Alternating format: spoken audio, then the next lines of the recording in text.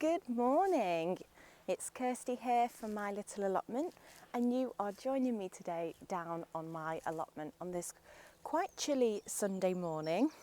Now it is that time again and it is time for another plot tour. So this will be my February plot tour, an update of my allotment and what I'm doing on my allotment. Now this one's going to be a bit of a shorter tour just because the month's a bit shorter, and the jobs that I've been doing, even though I've got a lot done down on my plot, the jobs have been sort of small, subtle little jobs, just getting little bits done. So there's not huge dramatic changes, but I have been busy. I hope you've all been enjoying your allotments and gardens. We're getting to that point now at the start of March where it's going to be getting busy. Lots of seed sowing to be done, and the last few weeks to get those allotment plots in shape and ready for the growing season. So just a little bit of an update of what I'm doing. I've been quite busy just getting the allotment plot sorted, getting my garden at home sorted, and I've started doing some seed sowing. But now it's March, I'm going to be doing a lot more seed sowing, and that's probably what I'm going to be up to for the next few weeks. So I think maybe tonight I'm going to sow my tomatoes. I've got lots of herbs and flowers and things to sow in some like non-heated propagators. So I'm going to get that done hopefully over the next couple of weeks and just catch up with that. I still have some big jobs to do on the allotment. Probably the biggest job is my greenhouse. I still need to clean it, but I suppose that's one of the jobs that I can leave for a little bit. I don't really need my greenhouse down here until April, May time, as I don't really use this greenhouse for any sort of seed sowing or propagation. I just use it to grow all of my tomato and chilli plants in. So what I'm going to do is get that cleaned hopefully in the next sort of month. But as I say, it's not a big rush. I'm quite lucky to have a little greenhouse at home that I use for all of my seed sowing and plants. And the reason that I do that is because I don't get down to the allotment all the time, so I'd probably not be able to look after my seeds very well in the greenhouse down here. So I do all of my seed sowing at home on my windowsills and in my greenhouse at home. So really for me, this greenhouse is just specifically for growing. So that job I can leave till as late as possible. So maybe at the end of this month I'll come down and give that a good wash. Also, I don't have any access to like hot water down here, obviously, because it's an allotment, so I have to like boil the kettle a few times and add it to a bit of cold water in a tub, because it needs the hot water to sort of kill off all the bacteria. So that's always a big job. Oh, excuse me. I'm just looking at the next door's plot. He's added a few more fruit trees, and there's lots of birds on there today, which is really nice. But yes, it's been a very quick month. February has flown, and normally in February I sort of hit this point where the long cold winter sort of always gets to me a little bit, but I kind of got through February really well. There was a couple of really nice warmish days where I was on the allotment getting on, and I think that's really helped boost the mood this year. And all of a sudden I'm like, how is it March? And I feel behind. I know I'm not, but I do feel behind. I think maybe when I've caught up on a little bit of seed sowing, I feel like I'm keeping on top of it.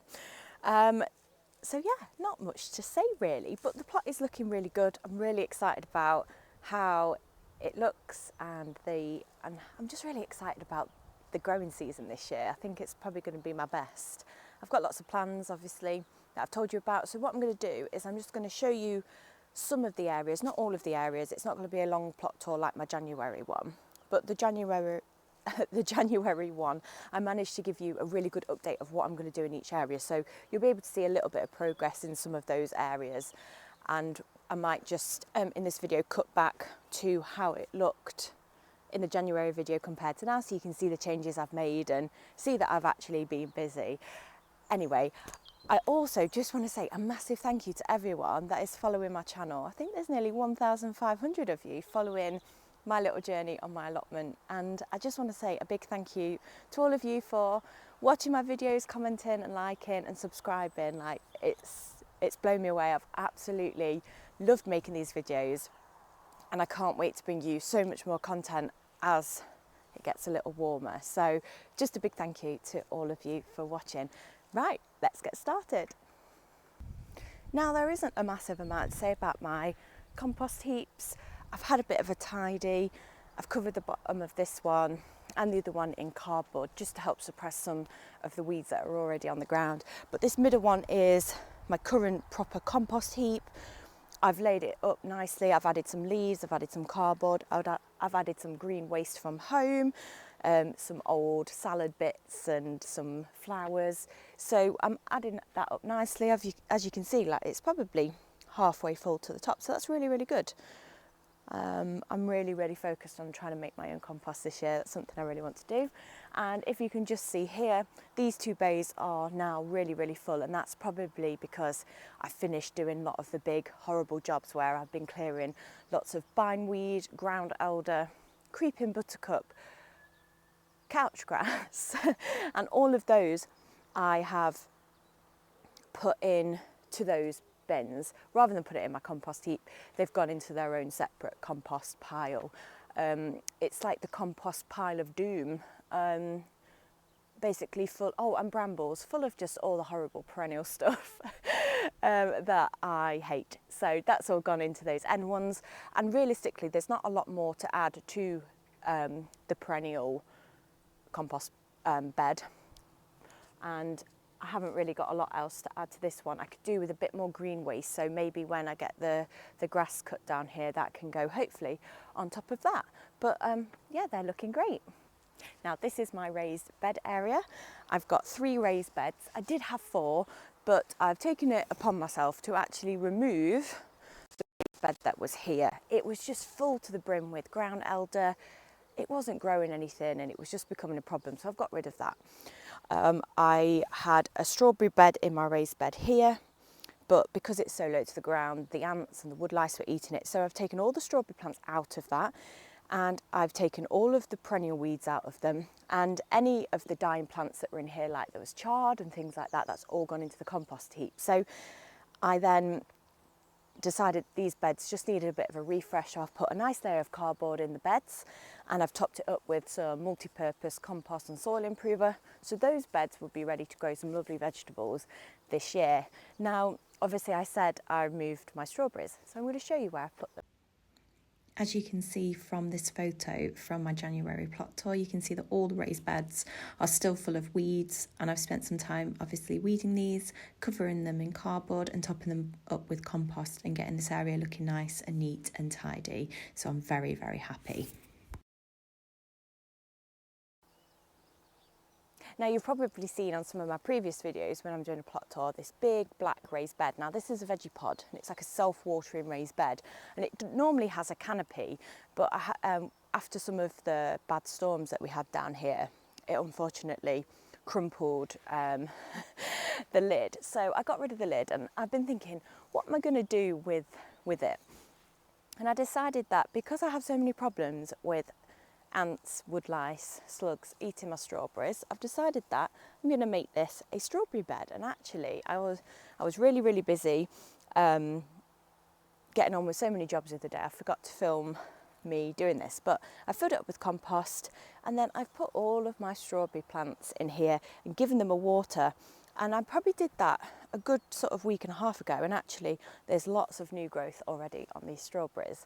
So I can't wait to see how this does, and I think it will really help me actually harvest some strawberries, or more strawberries, rather than everything else eating them before me. Now we're back in front of the shed, and we've moved on to the Dahlia bed, and I'm going to cut back and show you how bad this bed had got. But it was absolutely full to the brim of couch grass and perennial weeds. Now, as you can see around this black currant bush, it is still full of weeds, but I have started very slowly hand weeding this all the way to the top. I've only got this small amount to do, and then I need to get this black currant pruned back at some point. But this has probably been one of the hardest beds to do. It's quite clayey soil really. It's very hard. It hasn't been worked much over the past few years that I've been down here. So it's something that I'm obviously focusing on. I've hand weeded it as gently as I can to get all of the weeds out, but I've been very careful as there are lots of crocus, iris and alliums growing. And I think what I'm going to do is add some soil improver or some mulch to this bed, and just to help improve the soil structure over the next year. And I'm going to be planting lots of dahlias in here, so I'm going to make sure I mulch them in really well. And hopefully that will just help get the soil on this side as nice as the soil in the rest of the allotment. Just going back to this photo from my January plot tour, you can see that this area of my dahlia bed is completely matted and covered in perennial weeds and couch grass. So as you can see, I have started to make some progress here. There's still a long way to go, but the plot is definitely taking shape. I'm not going to spend too long talking about these beds as not a lot has changed, but this is my other, well, what will be flower bed, but I'm probably going to focus on putting lots of flowers that are great for attracting the bees and the butterflies. So probably a lot of like zinnias, cosmos, cornflowers and things like that will go in here. I have topped the raised beds with just a little bit more compost. There's lots of bulbs growing through there now. I've started to cut back the sage slightly, and there was a dead lavender plant, unfortunately, at the back there, and I've started just to dig that out. I'm going to add a few more lavender plants and plants that obviously attract the bees and all those insects. So I will be replacing that, but it had just got really, really woody and it had snapped in a few places and fallen over. So I've removed that, or started to. So not a lot changing here, but lots of things starting to grow. I've got some shallots that have been in there about 2 years, but they're starting to grow now. So it's quite exciting. Things are coming to life here, and I'm really excited to make this a really pretty growing area for flowers, basically just to attract all of those pollinators. Now we're back at the main part of the allotment, so the two big main beds that run up either side of the path. This side obviously was done last time we were filming my January video. I do have my perennial kale there that really needs cutting back, so I'm going to give that a harsh chop and just sort of stop that from being so unruly. And then over here is my perennial bed. Now I asked quite a lot of you to put your comments on my last YouTube video, basically helping me decide what other perennials to go in here. Now, I think I listed off the perennials that I had on the allotment, and then a lot of you were like, oh, pop rhubarb in, pop this in, and I realised I have all of those perennials as well. I just forgot to list them off. And the only perennial that I've managed to think about to put in this bed that I haven't got and that I actually really like and I'd use is gooseberries. So I'm going to pop a line of gooseberries in here. I love them. They take me back to my childhood, and my dad absolutely loved them and always grew them in the garden or on the allotment that he used to have when I was very, very little. So they hold like a lot of memories, and I love them. I love anything that's really tart and sort of sour. So I'm going to add some gooseberries here. I'm obviously going to add some more artichokes. I've got my asparagus, which I would like to expand in the autumn. So yeah, gooseberries. And I went to Aldi this weekend and I found some gooseberry plants, and these look really, really healthy. They're a good sized plant. I mean, what sort of litre pot is that? I don't know, but it's probably a 3 litre pot, isn't it? I'm not sure, but they look great. Now these are red gooseberries, so I've got 2 of them. They didn't have any green gooseberries, but I thought, well, do you know what? I get 2 red gooseberries from here. They were $3.99 each, and they look pretty good. So I'm going to get those planted in the perennial bed. Oops, and then I'm going to obviously be on the search for a couple of green ones. So that is what I've decided to put in my perennial bed. So I'm really happy that I finally made a decision and I'm sorting it out. So thank you all for your suggestions. I've just moved the camera down slightly and now I'm stood behind the perennial bed. So the perennial bed ends here and it splits off into the first ever no dig bed that I made, and it works so well that obviously I've converted as much as I can of my allotment to no dig.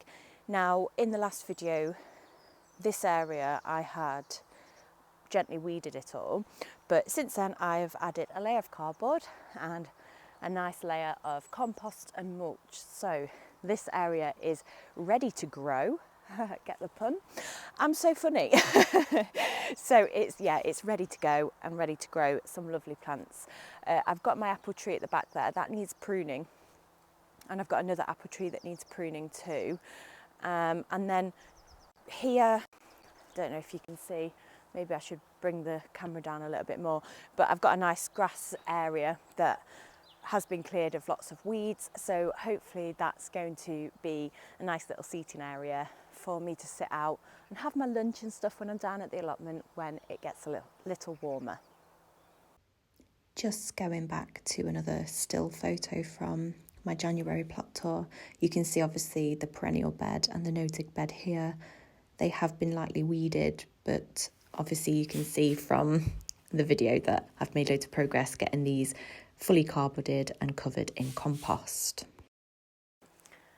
Now I'm at my raised bed area with the greenhouse, and this is my enclosed area on the allotment. I'm going to just go in and show you what I've been doing. I'll obviously skip back to some of the video from the January plot tour just to show you what progress I've made, but I've just been busy clearing in here, so it was full of lots of pots and stuff that all needed to go home, so I've got those home. I've moved some of my crates into this area. Those crates are going to be lined and I'm going to grow some flowers and vegetables in those. There was lots of rubbish, some broken plastic chairs that needed to go to the tip, unfortunately, so I got rid of those. And I've had a general tidy. There were some bits that could be added to the compost bin, so they've gone. And I've just got left a bird feeder and a bird table that needs to go home. So it's been quite a productive little area. I got loads of bulbs planted, my garlic and my onions are starting to grow, even though I've had loads of problems with something eating them. But I have started more bulbs, cloves of garlic and onion sets off at home, so I've got more to bring down to plant in later on if I have any gaps. But generally, like, I've had a really good tidy up. I've still got a little bit of the area where I'm going to have a raised bed that I need to sort of dig up that grass and add some wood chip, and then add my raised beds. And I've still got my old compost bin to take down, so I'm just going to show you that area quickly. And again, just going back to the January plot tour, you can see here this enclosed raised bed area was a mess. There's lots of stuff in there that I've spent time cleaning up and sorting. So the plot is looking much, much better, and it's just great to go back to these photos and stills from the January plot tour and see actually how much progress I've made. I just flipped the camera over to this side. These are my raised beds over here, and as you can see, these are growing my garlic really, really nicely. It's not, there are lots of gaps because something's eating it, but like I said, I'm growing lots at home so I can fill in the gaps. This one's ready to go for when I'm going to be planting a lot more out, probably like April, May time when the frosts have gone. Then I've got these crates. Now these crates are from Muck Boot, and basically the reason I've got these is because I actually helped with a design for their trade stand garden at the September 2021 Chelsea Flower Show. And I got to grow some beautiful things from my allotment in those crates and take them down to the show where I helped design, and it was the most amazing experience I've ever had. So this year I'm going to use those crates, I'm going to line them again, and I'm going to grow some amazing dahlias and vegetables and stuff in them and try and recreate a little bit of that Chelsea Flower Show from September 2021. So yeah, that's this side. It's looking quite nice, and I'll just quickly show you a little bit of the greenhouse, and then that will be the plot completed. I'm going to finish the plot tour here today in front of my greenhouse. I've got these 2 shallow raised beds. I don't know if you can see, this one's a little bit deconstructed. Had a really big problem with a perennial weed that was growing through it, and it had completely matted the whole of the compost together. So much so that I've just removed it all except for the lavender plant. So I'm going to just pop that back together and refill that, and I'm probably just going to add lots of perennial pollinator friendly plants in there, probably just herbs and lavender. So that's that to finish. And then my lovely greenhouse, which is probably just as it was last time. There's some Dahlia tubers in there that I dug out, and I'm probably going to replant those hopefully in April time. It just needs a clean. It needs sweeping out, cleaning, and then everything reorganising for my tomato growing season. So I'm going to sow my tomatoes hopefully this week, and I think I've got about 30 different varieties, and I'm probably going to put one of each of those varieties in my greenhouse. I'm so excited to have some homegrown tomatoes, especially because I can't seem to find any to eat at the moment, obviously with everything that's going on. Anyway, I just want to say again a big thank you to all of you who have subscribed to my channel. I'm absolutely blown away by how many of you are following me and also watching my videos and commenting and liking. It really means a lot, and I'm absolutely loving doing these videos and plot tours. Now as we're going into March, that's going to ramp up a bit, so I will be doing like my full plot tours every month, but in between that I'm probably going to be doing like mini plot updates and what I'm doing. So if I'm sowing some seeds, I'm probably going to do some mini videos of like what I'm sowing this month or this week, whatever, things like that, different jobs I'm doing on the allotment, and then full plot tours at the end of the month or the start of the next month, so you can see where I'm up to and my plans. But again, thank you so much. If you're enjoying my videos, please subscribe, please like, leave me a comment, and I can't wait to see you again at the end of March to show you how different the plot is going to be looking.